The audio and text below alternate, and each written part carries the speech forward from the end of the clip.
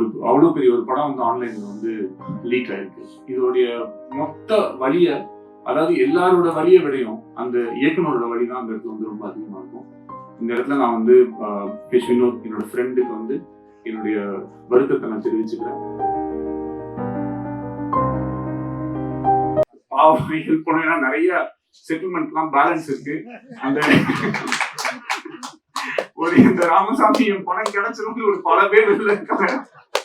அது இந்த வாரம் நல்லா ஓடிடுச்சுன்னா இதுதான், அப்படி இல்லைன்னா ராமசாமி ஸ்டேஜ்ல ஒரு வடிவேல் ஃபைட்ல வந்து அவர் எப்படி கப்பு வாங்கிட்டு நியாயமா இந்த கப்பு எனக்கு தான்டா சொந்தம், நான் எவ்வளவு அடி வாங்கியிருக்கேன் பாடுறான்ற மாதிரி இந்த படம் ரிலீஸ் ஆனதே வந்து எனக்கு ஒரு பிளாக் பஸ்டர். படம் ரிலீஸ் ஆயிடுச்சு, அதுவே எனக்கு வந்து ஒரு பெரிய பிளாக் பஸ்டர் தான், எனக்கு ஒரு ஹிட்.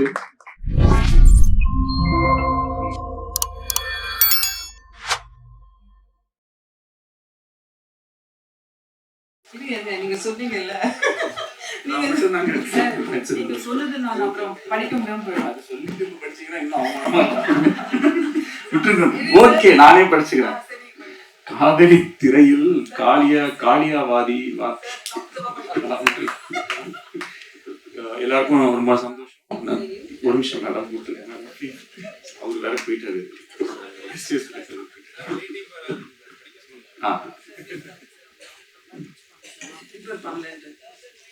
காதலை திரையில்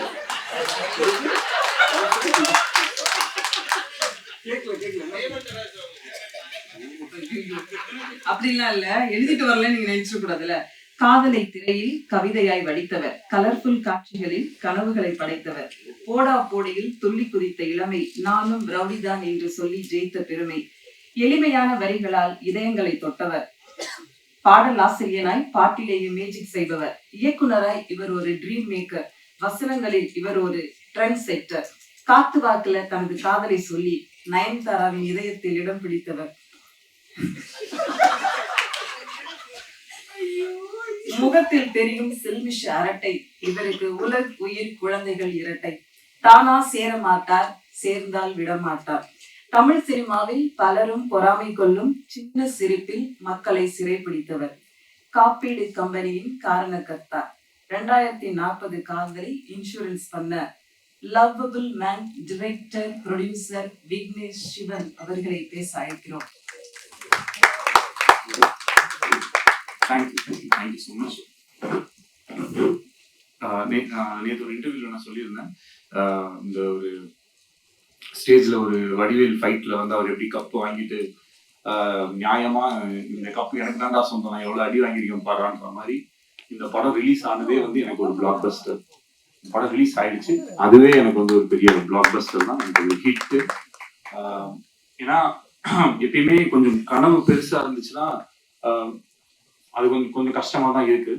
ஸோ நம்ம நிறைய தடவை என்னன்னா சுத்தி இருக்கிற சூழ்நிலைகள் காரணமா எது கொஞ்சம் ஈஸியோ எது கொஞ்சம் சுலபமா நடக்குமோ அப்படின்ற மாதிரி நம்மளே வந்து நம்மளுடைய கம்ஃபர்ட் ஜோன். இப்போ எனக்கு வந்து இப்போ என் வாழ்க்கை வந்து ரொம்ப ஒரு கம்ஃபர்ட் ஜோன்ல தான் இருக்குன்னு சொல்லலாம், கடவுளுடைய அனுகிரகத்தால.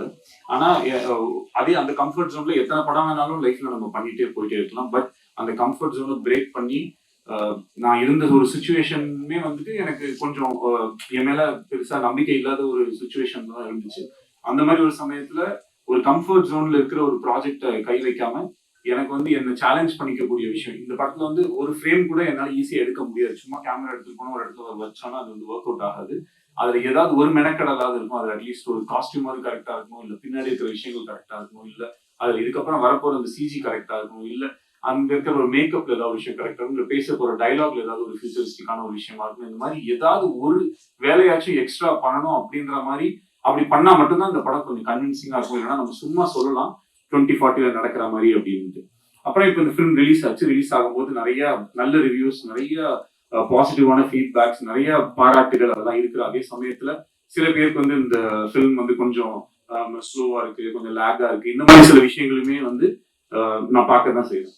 ஸோ எப்பயுமே இந்த மாதிரி ஒரு ஹை கான்செப்ட், ஒரு ஏதாவது ஒரு கொஞ்சம் ஒரு ரெகுலரா நம்ம அந்த ஒரு அரைச்சமாவை அரைக்காம ஏதாவது ஒரு புதுசா ஒரு விஷயம் சொல்லணும்னா அதற்கான இப்போ ஒரு ஃபிளைட்ல நம்ம ஏறணும்னா முதல்ல வந்து அந்த சீட் பெல்ட்டை போடுங்க, இந்த இதை பண்ணுங்க, அதெல்லாம் சொல்லும் போது கொஞ்சம் அந்த இடத்துல ஒரு தொய்வடைய தான் செய்யும். பட் அந்த ரூல்ஸ் எல்லாம் தெரிஞ்சதுனாதான் அதுக்கப்புறம் இருக்கக்கூடிய விஷயங்கள் இருக்கும். ஸோ படத்துல சில இடங்கள்ல சில சில காட்சிகள்ல வந்துட்டு கொஞ்சம் கொஞ்சம் மெதுவாகவோ இல்ல கொஞ்சம் புரிய வைக்கிறதுக்காக, ஏன்னா ஒரு ஒரு திரைப்படம்ன்றது ஒரு வெறும் ஒரு கொஞ்சம் பேர் மட்டும் பார்க்கக்கூடிய விஷயம் இல்லை. அது எல்லா ஏஜ் குரூப்ஸ் எல்லா விதமான மக்களுமே வந்து பார்ப்பாங்க. அப்ப அவங்க எல்லாருக்குமே வந்து அந்த விஷயத்தை நம்ம எப்படி கடத்துறோம் அப்படின்றதுக்காக எல்லாத்து மேலேயுமே நம்ம வந்து கொஞ்சம் டீடைல் பண்ண வேண்டிய ஒரு கட்டாயம் இருக்கு. ஸோ அப்படி இருக்கும்போது ஓவராலா அந்த ஒரு ஃபில்மை நம்ம பேஸ் பண்ற விதமாகட்டும், சில விஷயங்களை நம்ம சொல்ற விதமாகட்டும், அதுக்கெல்லாம் வந்து நம்ம கொஞ்சம் கொஞ்சம் எடுத்துப்போம். ஸோ அதை வந்து நான் ஒரு கன்ஸ்ட்ரக்டிவ் கிரிட்டிசிசமா எடுத்திருக்கேன். அண்ட் அதை பார்க்கும்போது எனக்கும் சில விஷயங்கள் வந்து புரிஞ்சுது. பட் ஹேவிங் செட் இதில் இவ்வளவு விஷயங்கள் இருந்தாலும் தியேட்டர்ல போய் இந்த படத்தை பார்க்கும்போது நான் நினைச்சது வந்து ஒரு காதல் கதை.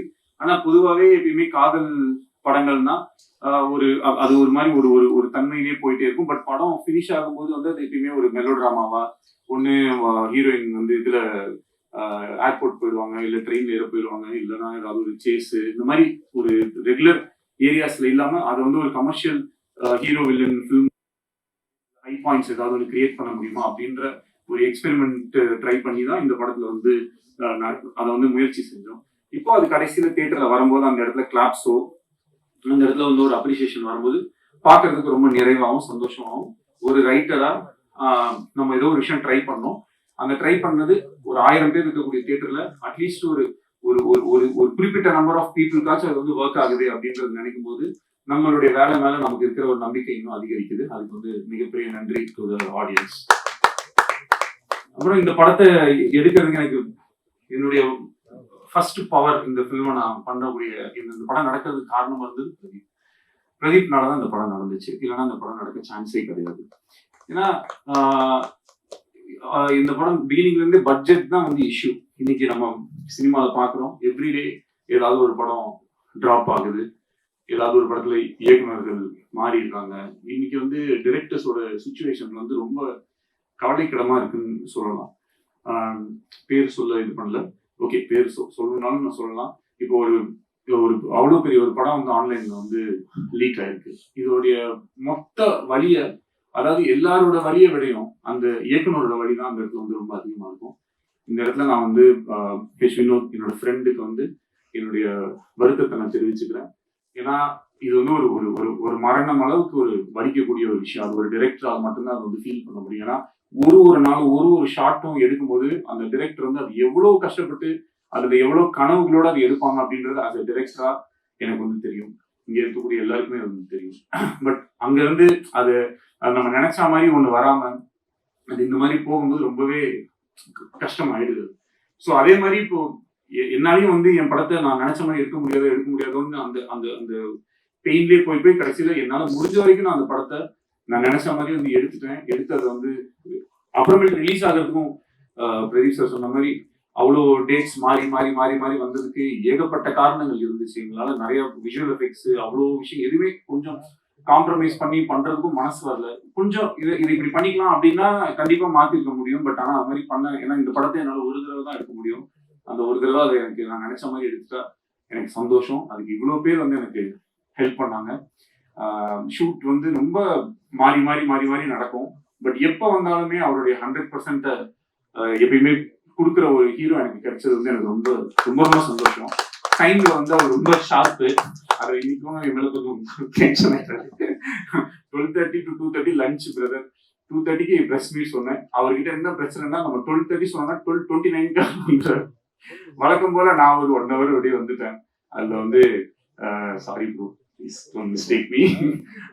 இதே மாதிரி எங்களோட ஷூட்டிங்லயும் எவ்ரி டே வந்து அந்த சொன்ன டைமுக்கு வரதாகட்டும். ஆனா அதே மாதிரி ஒரு ஷார்ட்டோடைய 100% அவர் ஒரு டிரெக்டர் தான்.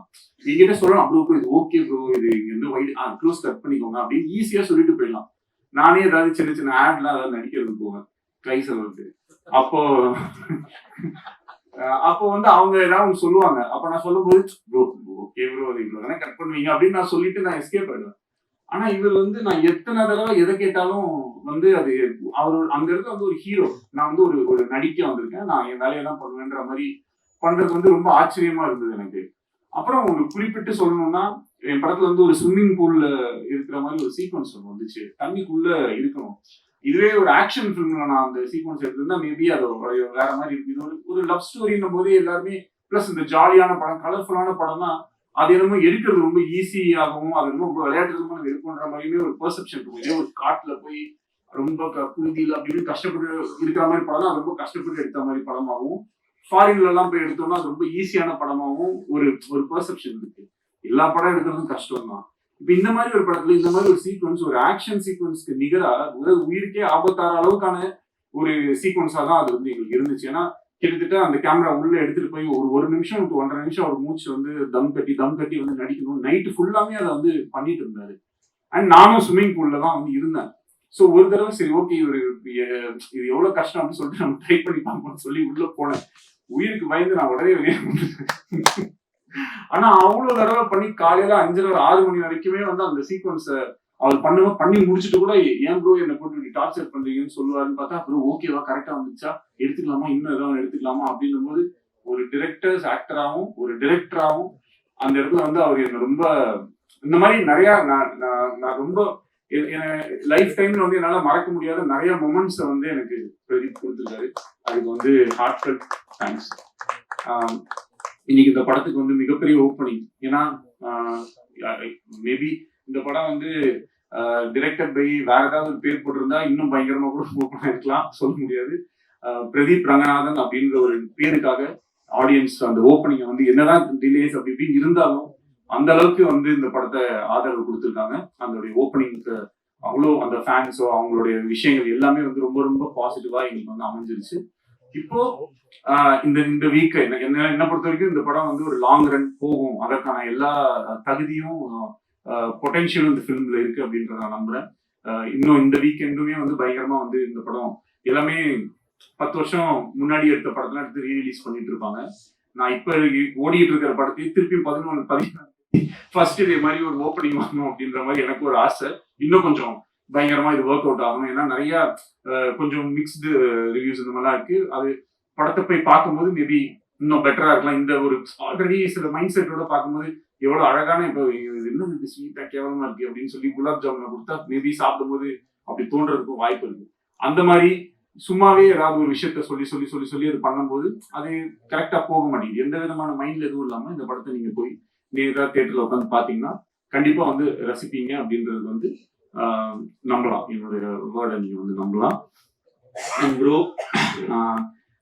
இந்த ஃபில்மும் வந்து கூடிய சீக்கிரம் உங்களுடைய 100 crore கிளப்ல வரும்.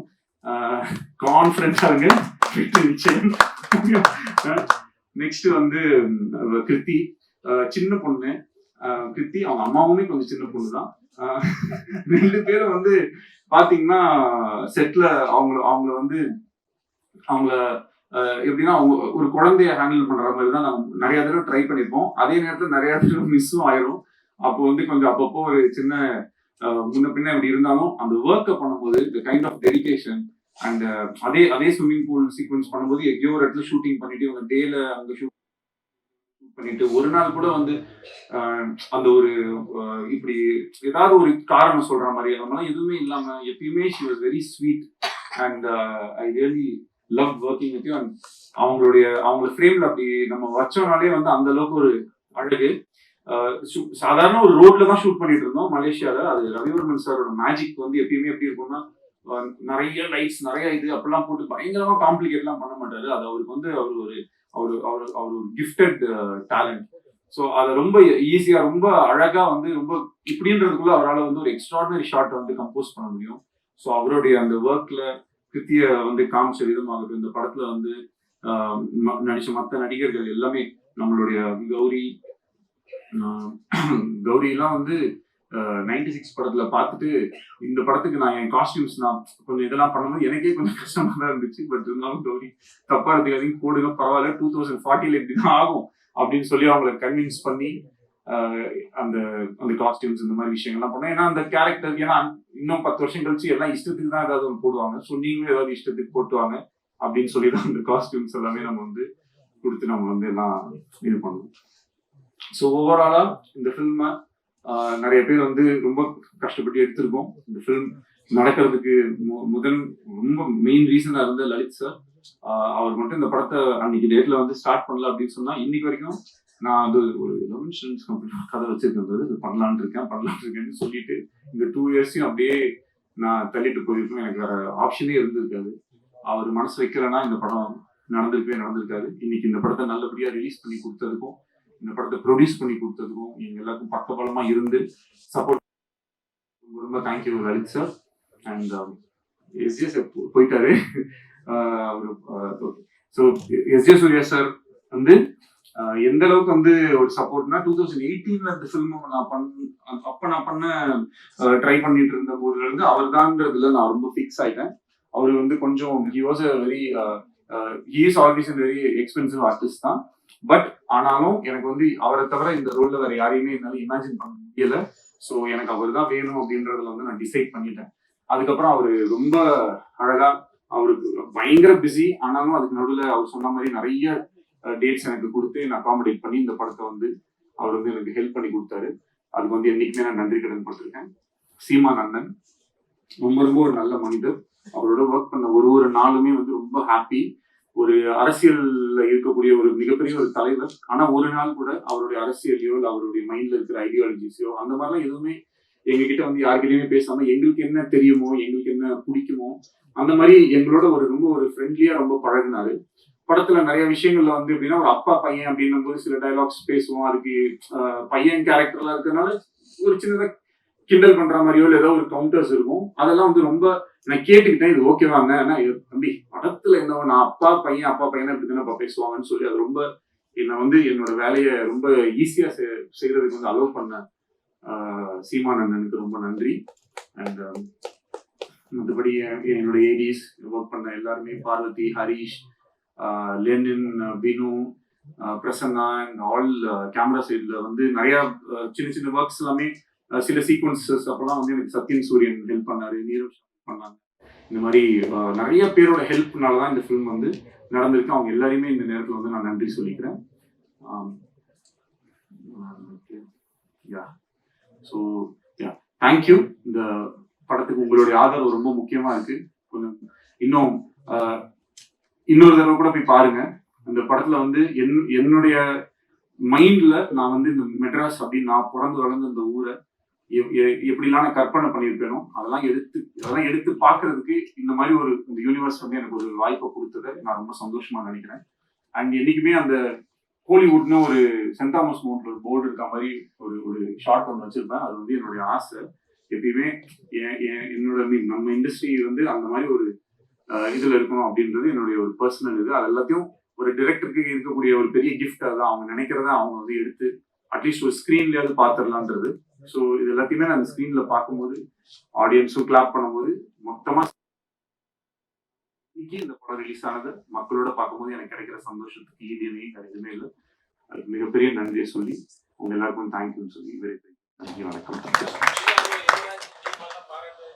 பிஆர் யுவராஜ் ஸ்ரீமுக எங்க யுவராஜ் பிரதர் ரொம்ப தேங்க்ஸ். எது இல்ல நம்ம அண்ணன் தான். So thank you so much. இன்னைக்கு வந்து நீங்க இல்லைன்னா இவங்க யாருமே ஸோ அப்புறம் இந்த இன்ஃப்ளூயன்சர்ஸ் இந்த மாதிரி நிறைய பேர் வந்து கொஞ்சம் முன்ன பின்ன அப்படிலாம் போட்டுட்டு இருக்காங்க. அதுக்கெல்லாம் வந்து நமக்கு இதுக்கு மேல வந்து செலவு பண்ணி இருந்த காசு எல்லாத்தையும் படத்திலேயே செலவு பண்ணிட்டேன்.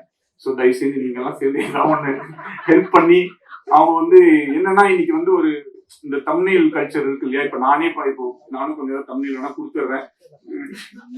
கதறிய மேடையை உடைத்த மாதிரி தான் போடுறதுக்கு எதையாவது ஒண்ணு போட்டு கொஞ்சம் ஹெல்ப் பண்ணுங்க. ஏன்னா இப்ப எதை பார்த்தாலுமே அது என்னன்னா தம்ப்நெயில்ல வந்து படம் ரொம்ப அப்படின்னு ஆரம்பிச்சிடறா, உள்ள போனது ரொம்ப கேவலமா இருக்கும் நினைச்சு, ஆனா ஆக்சுவலா நல்லா தான் இருக்கு, சூப்பரா இருக்கு அப்படின்னு சொல்லி அப்படிதான் அந்த வீடியோவே ஸ்டார்ட் பண்றாங்க. ஸோ அதனால இது எப்படி நம்ம ஹேண்டில் பண்றதே தெரியல. உள்ள போனதோட அதெல்லாம் நல்லா தான் இருக்கு, ஆனா இதுக்கான எங்கேயோ ஒரு இடத்துல கொஞ்சம் கொஞ்சம் என்ன சொல்லணும்னு தெரியாம எதையாவது ஒன்று சொல்லி விட்டு போயிடறாங்க. அதை பார்த்து கொஞ்சம் பேர் இதாயிடுறாங்க. ஸோ அதுக்கு எப்படி டேக்கிள் பண்ணணுன்றது நீங்க தான் ஏதாவது ஒன்று பார்த்து கொஞ்சம் பாவம் ஹெல்ப் பண்ணும். ஏன்னா நிறைய செட்டில்மெண்ட்லாம் பேலன்ஸ் இருக்கு. அந்த இந்த ராமசாமி பணம் கிடைச்சிருந்து ஒரு பல பேர் இருக்காங்க. அது இந்த வாரம் நல்லா ஓடிடுச்சுன்னா இதுதான், அப்படி இல்லைன்னா ராமசாமி ஊதான்.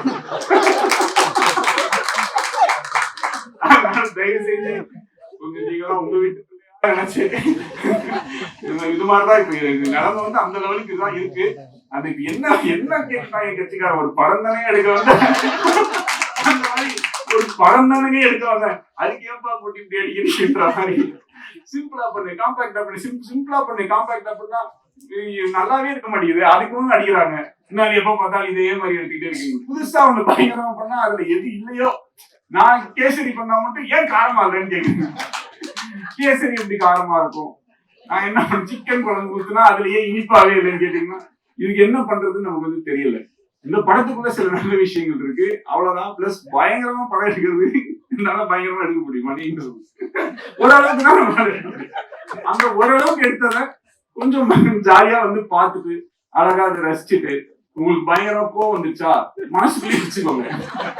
இல்ல ஏதாவது போன் நம்பர் ஏதோ ஒண்ணு எங்கேயாவது ஒரு இடத்துல நிச்சயமா நான் பாப்பீங்க. அப்ப சைட்ல வந்து என்ன சொல்லுங்க நீ ஏன்னா அப்படி பண்ணேன்னு அதை விட்டுட்டு அதுக்கு ஒரு வீடியோ போட்டு உங்க சொல்லி ஏன் அப்படி பண்ணி. சோ அதனால நிறைய மறுபடியும் பாத்துக்கோங்க. கரெக்டா பார்த்து தயவு செஞ்சு எல்லாருமே கொஞ்சம் ஹெல்ப் பண்ணி இந்த படம் ஏப்ரல் 17 வந்து திருப்பி நாங்க வந்து ஓப்பனிங்கை கிரியேட் பண்ணி இந்த படத்தை பயங்கர ஹிட் ஆக்கி நான் செல்லக்குட்டி பிரதீப்க்கு அந்த 4th 100 crore சொல்லி போஸ்டரை ஒட்டியே ஆகணும் அப்படின்றதுல உறுதியா இருக்கும். தேங்க்யூ. இந்த மாதிரி வந்து விக்னேஷ் சார் எந்த ஸ்டேஜ்லயும் பேசினதே இல்லைன்னு நினைக்கிறேன். அவ்வளவு வந்து இதுக்குமே என்ன செட்டில்மெண்ட் பண்ணணும்னே சொல்லிட்டாரு. இதுக்குமே எல்லாமே ஒரு அழகா பேசி முடிச்சிட்டாங்க அந்த டீம்.